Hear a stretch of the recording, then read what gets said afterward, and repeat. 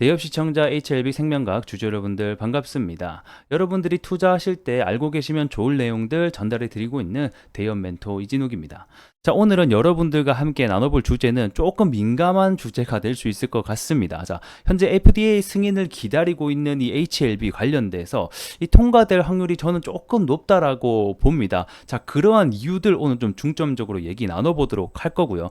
이어서 오늘 장중에 급락이 나왔거든요. 왜 급락이 나왔는지에 대한 이유, 그 다음에 중요하게 봐야 되는 수급 창구들이 어딘지까지 전반적으로 좀 이야기 나눠보는 시간 가져보도록 하겠습니다. 자, 영상 길게 끌지 않고 핵심만 딱딱 짚어서 여러분들에게 전달해 드릴 테니 집중해 보시면서 가보도록 하겠습니다.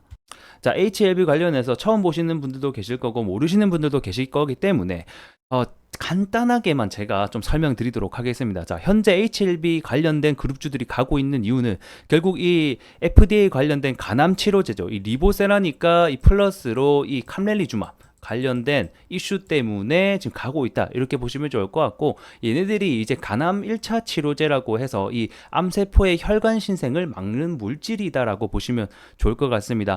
지금 현재는 5월달이죠. 5월 16일 날 이 간암 치료제 관련해서 허가 결정이 나올 것으로 일정 관련주로 좀 엮이면서 그에 대한 기대감 때문에 올라가고 있는 상황이다, 이렇게 간단하게 정리하겠습니다.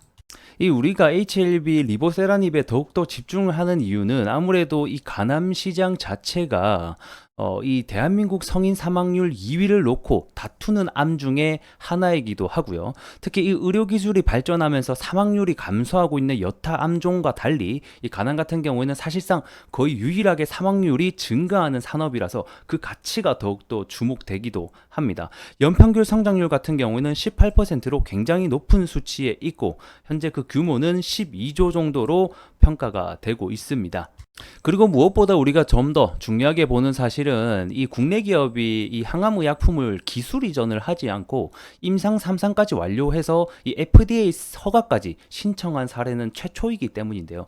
아무래도 아직까지는 허가가 완료된 것은 아니기에 이 성공을 판단하기에는 이르나 이 NDA에 제출을 했다라는 부분 자체로만 가지고도 상당한 의미를 지니는 것 같습니다.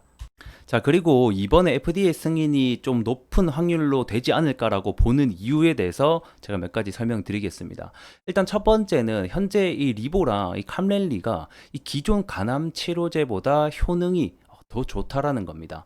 이 캄렐리랑 리보세라니 같은 경우에는 이 최근에 간암 1차 치료제 허가를 받은 임주도랑 임핀지와 결과를 좀 비교해 봐도 그 치료제의 효능이 좋다라고 나와 있습니다. 특히 OS 측면에서 보게 되면 3개월 이상 큰 차이를 좀 보여주었는데, 이 첫 번째 간암 치료제인 넥사바가 처음 허가 받았을 때 당시에 위약군 대비해서 단 3개월의 OS 상승만으로도 허가를 받았다는 점을 고려한다라고 하면 이 리보와 캄렐리의 주합에 대한 결과는 좀 압도적이지 않나, 이렇게 좀 생각이 들고 있습니다. 자, 그리고 이어서 이 간 기능을 평가하는 등급이죠. 이 AL, BL 등급에서도 이 리보세라니까 캄렐리 주합의 이 간 기능에 상관없이 기존 허가 치료법 대비 우위에 있는 효능을 좀 보여주고 있죠. 거기다가 플러스로 이 안정성 평가도 되게 중요한 요소 중에 하나인데, 이, 이 앞선 로슈의 임상 중단율이 10.3%와에 대한 비교했을 때도 이 현재 임상 중단율이 우리 리보 같은 경우는 3.7%라는 점을 가정한다라고 하면 이 굉장히 높은 수치에 있어서 안전한 또 약품이 되지 않나라고 좀 생각이 듭니다. 그리고 마지막 이유 같은 경우에는 이 HLB는 다들 아시다시피 이 자회사 엘레바가 미국 뉴저지 보건부로부터 의약품 판매 면허를 취득하면서 이 리보세라닙에 대한 미국 내 판매 준비가 신속하게 이루어지고 있다라는 점을 밝혔을 때 이렇게 좀 비춰보았을 때 제가 봤을 때는 어느 정도 이 회사에서도 이거는 성공 가능성이 있기 때문에 이렇게 계속해서 좀 펼쳐나가고 있는 게 아닌가 싶습니다. 특히 이렇게 판매까지 구축을 하게 된 게 지금 NDA 신청이 이루어진 지 일주일 만에 이루어진 일이거든요.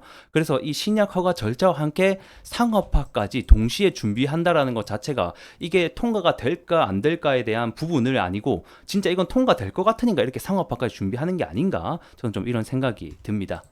자, 이러한 부분 좀 투자에 참고를 하셨으면 좋겠고, 해당 내용이 좀 도움이 되고 있다 하시면 구독과 좋아요 한번 부탁드리면서, 그 다음은 이제 제가 또 우려되는 부분도 조금 가지고 와봤거든요. 그래서 이 부분 좀 간단하게 설명드리도록 하겠습니다. 자, 리보세나닙과 그 다음에 칼멜리 주막의 경우에는 이미 이 간세포암에서는 유효성이 입증된 조합이지만, 이 FDA에서는 결국에는 이 기전을 중요하게 확인하기보다는 해당 임상 결과가 실제로 이 북미 사람들에게 효과가 있을지를 더 면밀하게 좀 파악을 하는 것으로 보여지거든요. 그 말인 즉슨 이 FDA 승인을 얻기 위해서는 이 임상 환자군의 조합이 중요하다라는 얘기입니다. 자, 현재 리보세라닙이 타겟하고 있는 이 간세포암의 경우에서는 이 인종에 따른 결국 발병 원인의 차이가 있지만, 이 미국인의 경우 같은 경우에는 보통 C형 간염이라고 하죠. 그 다음에 이 대사 질환에 의해서 좀 발병되는 경우가 많고요. 그 다음에 동양인 같은 경우에는 이 B형 간염이라고 하죠. 요거 때문에 원인이 되는 경우가 많기 때문에, 만약에 이 동양인에 치우친 임상 결과가 만약에 된다라고 하면 이 기존의 이 미국인과 좀 다를 수 있기 때문에 이 동양인만큼의 효과는 조금 기대할 수 없지 않을까 이렇게 좀 판단을 할 수도 있을 것 같아요. 그래서 이러한 좀 우려되는 부분들이 있다, 좀 참고를 해보셨으면 좋겠고요. HLB 같은 경우에는 지금 아시아인 외를 제외하고 나면 한 20% 정도가 환자군에 속해 있기 때문에 이런 부분들 좀 참고를 해보셨으면 좋겠습니다. 자, 그 다음에 두 번째 좀 우려되는 점을 살펴보자라고 하면, 결국에는 이 캄렐리 주마비 이 중국과 연관되어 있지 않습니까? 그러다 보니까 최근에 미국과 중국의 이 패권 전쟁이 좀 치열하다 보니까 이런 부분들이 좀 우려가 되지 않을까 싶은데, 아무래도 상대적으로 이 미국이나 유럽 제약사들의 파이프라인에 비해서 이 중국 제약사들의 이 후보 물질이 이 FDA 허가를 좀 얻기란 좀 쉽지는 않습니다. 그래서 이런 두 가지의 우려되는 점까지 있다, 좀 확인해 보시면 좋을 것 같습니다. 자, 해당 내용이 좀 도움이 되고 있다 하시면 좀 구독과 좋아요 한 번씩 부탁드리면서 차트로 넘어가 보도록 할게요. 자, 차트 함께 보도록 하겠습니다. 자, 오늘 한 점심일 좀 지나고 1시 때였죠. 갑자기 주가가 엄청난 폭락이 나오게 됩니다. 자, 이런 이유들 다들 좀 확인해 보셨을 거라고 생각이 드는데, 자, 뉴스를 통해서 함께 보도록 하겠습니다. 자, 내용을 보게 되면 FDA로부터 임상 중단 공고를 받았다, 자료 보완 요청을 받았다는 등 시장에 근거 없는 루머가 확산이 됐습니다. 말 그대로 찌라시죠. 이 찌라시가 돌면서 이거에 대한 조금 실망감, 진짜 이렇게 됐을까 하는 부분들이 이제 좀 시장에 반영이 되면서 폭락이 나왔었거든요. 근데 저는 이 HLB를 좀 칭찬해주고 싶은 게, 이 회사의 대응이 정말 빨랐어요.